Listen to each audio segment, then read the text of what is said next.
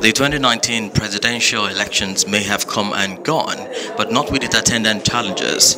For the organizers, the Independent National Electoral Commission, they did well, but for local observers, connected development, there were more to the challenges that INEC saw.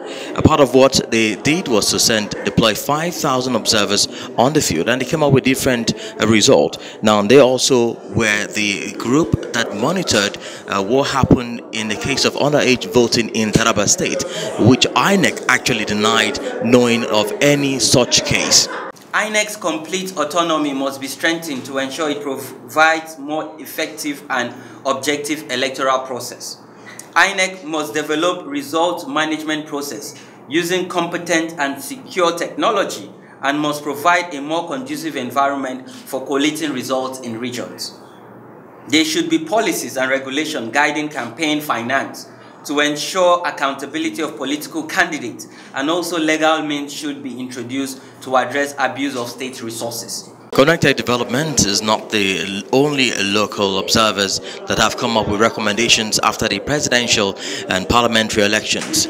Now, they launched an app, Ushabe, to provide incidences and challenges at polling centers during the elections.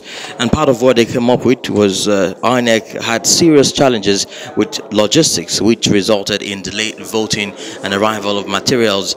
And of course, this deterred many voters from coming out to vote. And also, there were cases of 3,887 from underground reporters which are sent across polling centers in the country. Of course, they also noted electoral violence, which also saw some elections being pushed forward to Sunday by INEC. For the issue of underage voting again, we recorded 3 cases from Kano in Tarauni local government polling unit 13, Tarauni primary school. So what actually happened is when we report and we've gotten a feedback that some of the children that were seen on the line are actually helping their mom.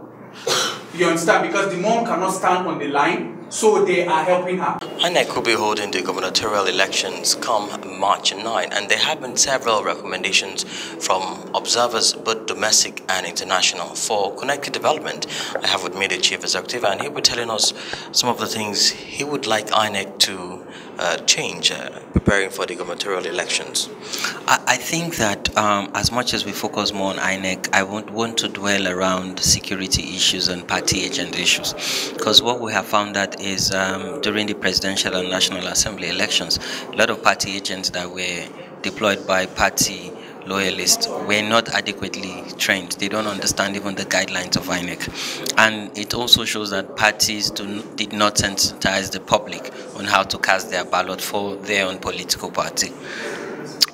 Also security, because as much as we commend the Nigerian police and the Nigerian army, it's important that they use some of the lessons that we have gathered during the presidential and National Assembly election, particularly the incidents we reported at the polling unit, to better equip themselves and mobilize themselves in good time so that we would not have any issues around violence. But for INEC, I believe that we need to continue to support them, because they have showed resilience and commitment towards Nigeria's democracy, even in the eyes of political interference.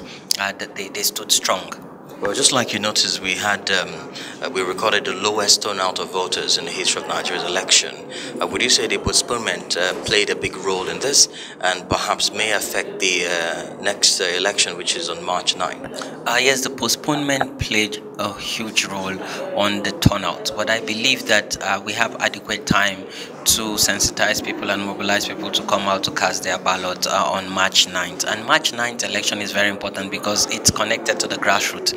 For people to enjoy the dividends of democracy, they need to focus more on their state governors and state legislators, who are meant to ensure that they enjoy the dividends of democracy.